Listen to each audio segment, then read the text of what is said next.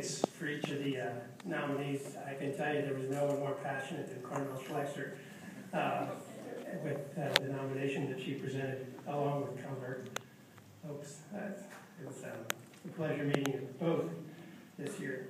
That's the fun part of this job. Anybody want to be chairman?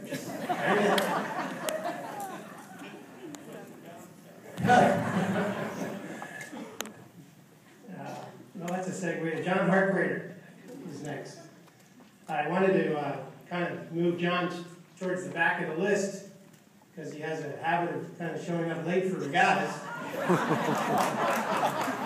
Oh, he is here. Okay.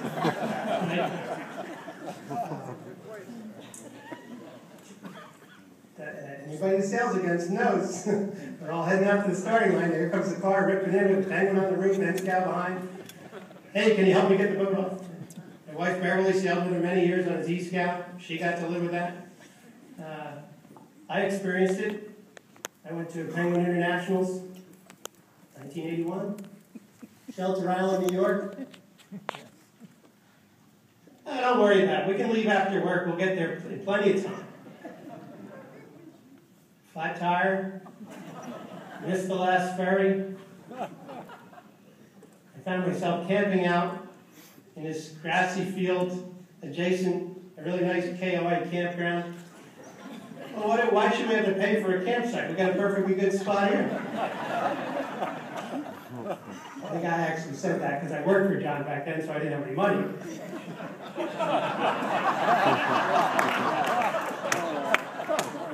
Well, we caught the first ferry in the morning.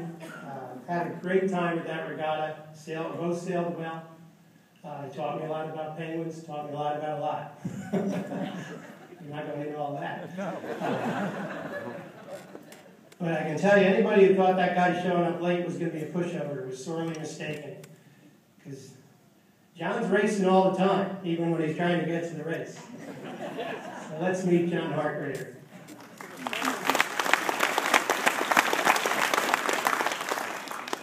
John P. Harkrader, a member of the Bayhead Yacht Club and the Manasquan River Yacht Club, has been a Barnegat Bay Yacht Racing Association champion 7 times in 3 different classes, including the Penguin, Thistle, and M-Scow.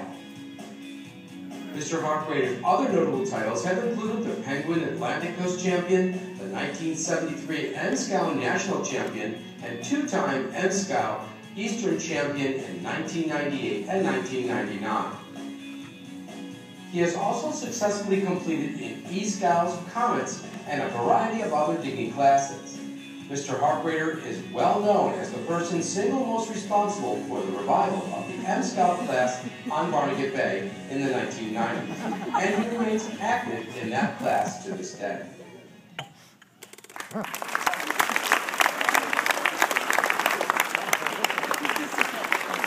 Only John Harkrader could send me pictures of snow skiing and marathon running for his induction presentation for the Barnegat Bay Sailing Hall of Fame. But we're going to still welcome you in, John. Let's welcome John Harkrader.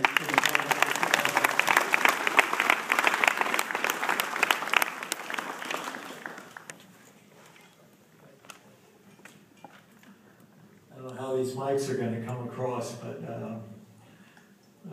I have some notes, and I hope I can read them. First, this is a very unexpected honor, and I'm really, really humbled by it. And seeing that I'm old, I'm going to tell you a bunch of old stories about my days sailing. And it started, and I think there's a picture of it, in the sneak boxes in the 40s. And George Lucas was my crew at those times, and it was a great time. And the Penguins, Roger Brown was here. He's still here, right? Okay. And probably in the 50s, we really started to sail Penguins, honestly. And Roger was responsible for great Penguin races. And Monmouth Boat Club, I can remember racing in the Turkey Bowl with 55 boats and stuff in the 50s. And Roger was really the center spot of all that. The Comets, I went with, this is in the 60s, I raced with Charlie Barkley, and we went to the Comet Internationals, probably 50 boats. And we got a third out in Long Island, and we went to Ohio and came in second. The Ohio story was really wild because we drank too much or we might have won it. Then we went off into about the 70s, and there was Foster Tallman, and he bought a Columbia 40. It was probably the fastest Columbia 40 on the East Coast, but all the Cal 40s used to beat us all the time. He should have gotten the Cal, but that was that. Well, the Hall of Fame members' memories are Alice May Wright, and with her husband, they had sailed around the world. And I had the honor of racing with them to Marblehead, from Marblehead to Halifax. And these were people who had just sailed everywhere and done everything. And just before I was getting on the boat, I noticed everyone else was getting ice and beer, and cold cuts and stuff. And we weren't getting anything. We were racing like they raced around the world.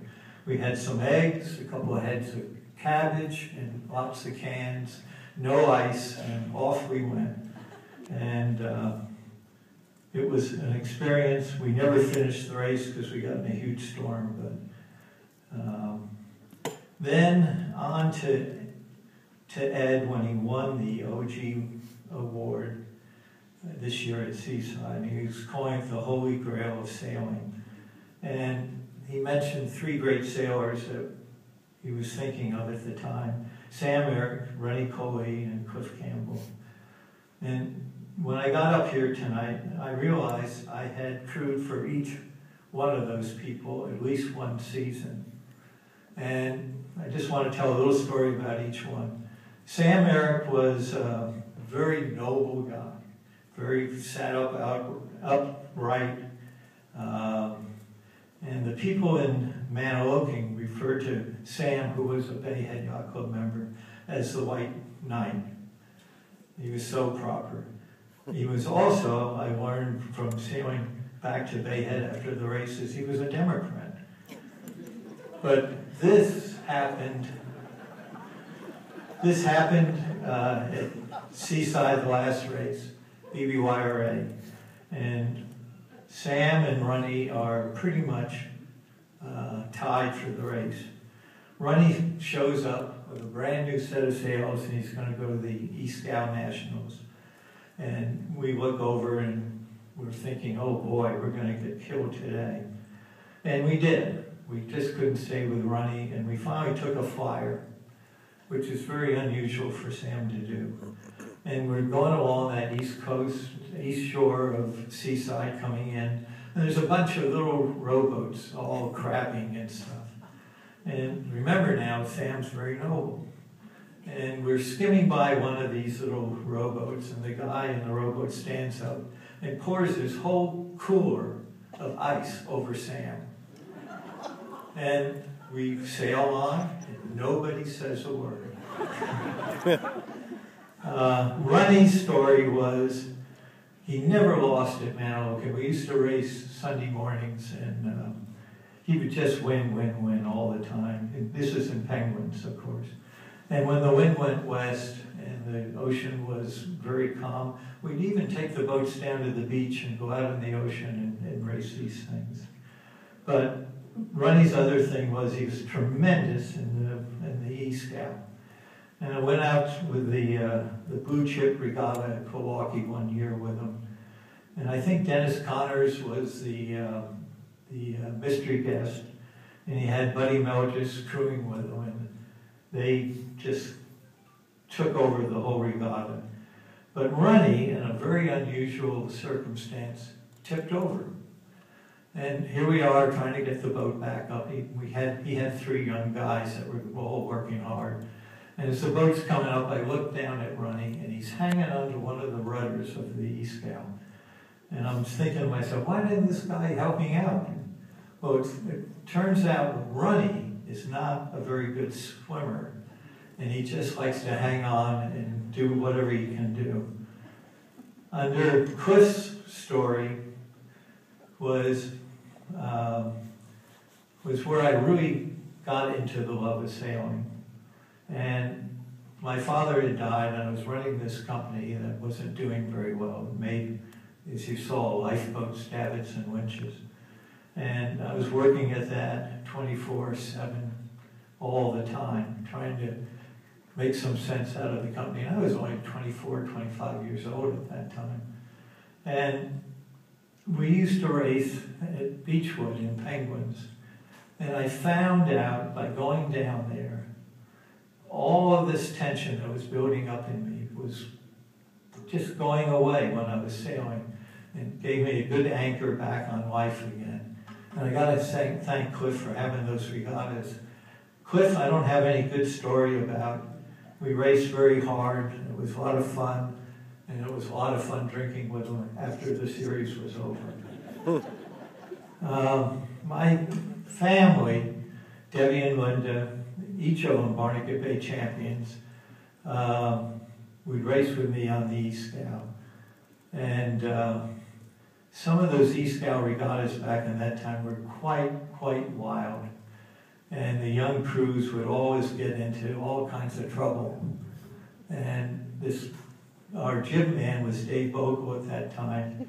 And so as we were going out to the starting line every morning, I'd find Dave telling stories about the misdeeds of all the young people that were going on. And never was Dave, my daughter Debbie, or Linda ever mentioned in those stories, but I know they were there somewhere. My trademark, which you guys have been hearing about, is always being late. And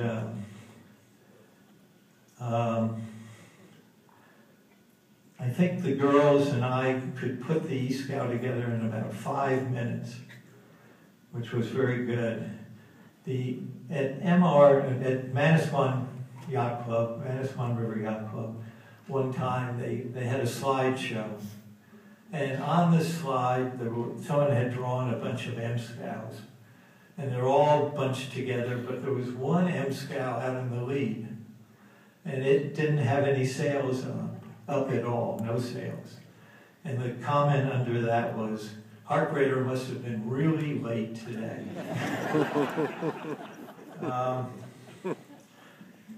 I've had 2 new knees. I'm lucky I'm getting back into sailing again. I'm sailing with different girls now. Sue Rogers, who used to crew for me in the M-Scow, is now skipping the M-Scow, and I crew for her. Mary Beth King, I sail with her on Thursdays at Bay Head in a sandpiper. And Janet Davis, I sail with her in the M-Scow and frostbiting at Manasquan. And also doing a little bit of sailing in an ACAT with Bill Fortenbaugh and one of my best friends, Dan Crabb. I want to thank Debbie and Linda and Bob Patterson for all looking up all those past history records. And I just want you to remember on page 13, there's an ad saying, go out and buy an M-Scow, low cost, sailing against some of the best, and have fun. Thank you very much.